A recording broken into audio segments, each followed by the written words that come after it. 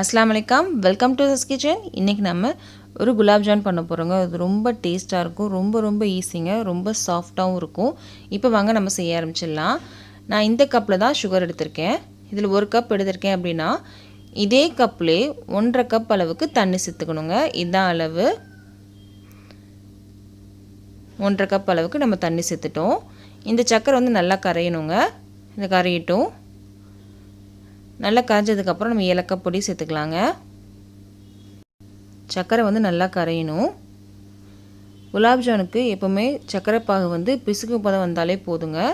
பாருங்கள், சர்க்கரை நல்லா கரைஞ்சிருச்சு. நான் ஏலக்காய் பொடி 2 சிட்டிகை சேர்த்துருக்கேங்க. இதில் பிசுக்கு பதம் வரணும்.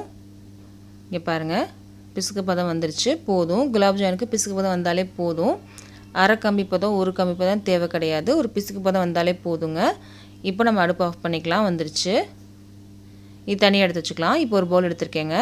நம்ம இன்றைக்கி ப்ரெட்டில் தான் குலாப் ஜான் செய்ய போகிறோம். அதுக்காக ஒரு 8 ஸ்லைஸ் ப்ரெட் எடுத்துருக்கேங்க. அது ஓரங்களை மட்டும் கட் பண்ணி எடுத்துருக்கேன்.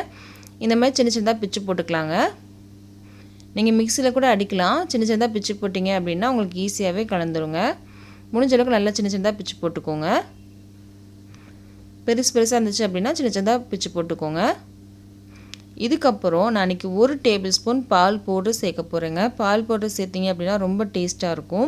இப்போல்லாம் பார்த்திங்கன்னா 5 ரூபா பேக்கெட், 10 ரூபா பேக்கெட்லாம் நிறையா கிடைக்கிது. ஒரு 5 ரூபா பேக்கெட் வாங்கினீங்க உங்களுக்கு கரெக்டாக இருக்குங்க. இந்த பால் பவுடர் பார்த்திங்கன்னா நல்லா கலந்து விடலாம்.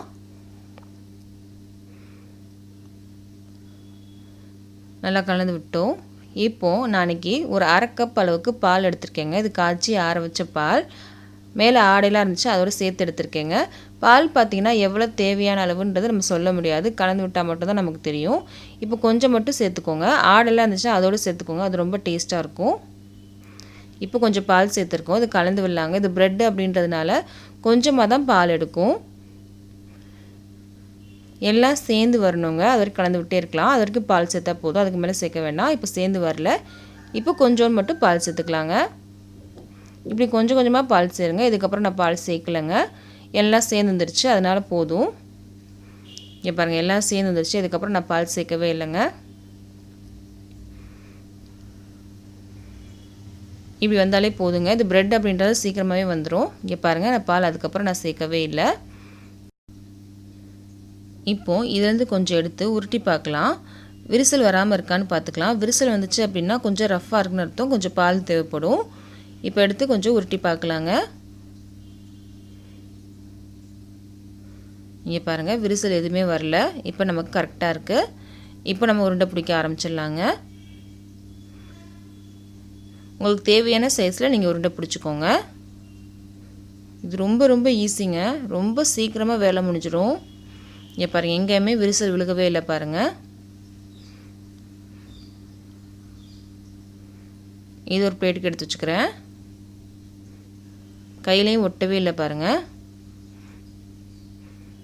இந்த மாதிரி எல்லாத்தையும் பிடிச்சி வச்சுக்கலாங்க.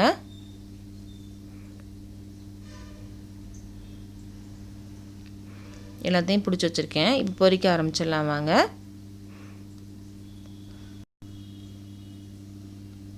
கடாயில் எண்ணெய் சூடு பண்ண வச்சுருக்கேங்க. எண்ணெய் வந்து மிதமான சூட்டில் இருக்குது. இப்போ சேர்த்துடலாம்.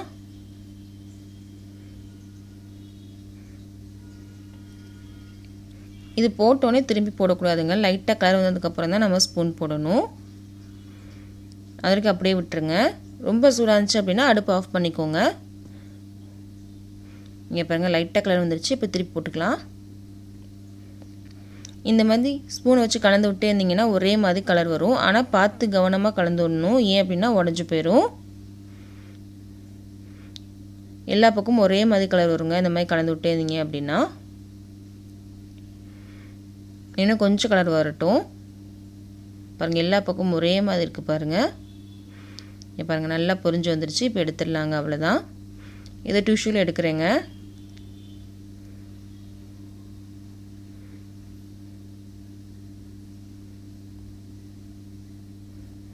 இப்போது சுகர் சிரப்பில் சேர்த்துடலாம்.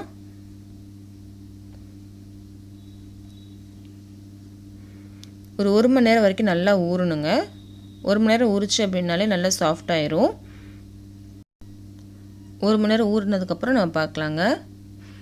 சுகர் சிரப் ரொம்ப கம்மியாக இருக்குன்னு நினைக்காதீங்க, கரெக்டாக இருக்கும். இது பிரெட் அப்படின்றதால கொஞ்சம் கம்மியாகவே போதுங்க சுகர் சிரப். பாருங்கள், சூப்பராக நமக்கு ரெடி ஆயிடுச்சு. இதை சாப்பிட்டு பார்த்தீங்கன்னா அவ்வளோ டேஸ்ட்டாக இருக்குங்க. கண்டிப்பாக இதை ட்ரை பண்ணி பாருங்கள், எல்லாத்துக்கும் பிடிக்கும். இந்த வீடியோ எல்லாத்துக்கும் பிடிச்சிருந்துச்சு அப்படின்னா கண்டிப்பாக லைக் பண்ணுங்கள், ஷேர் பண்ணுங்கள், கமெண்ட் பண்ணுங்கள். மறக்காமல் நம்ம சேனலை சப்ஸ்கிரைப் பண்ணிக்கோங்க. பக்கத்தில் இருக்க பெல் பட்டனே கிளிக் பண்ணிக்கோங்க. அப்போ தான் நான் வீடியோ போட்டோன்னே உங்களுக்கு நோட்டிஃபிகேஷன் இந்த வீடியோ நீங்கள் மிஸ் பண்ணாமல் பார்க்கலாம்.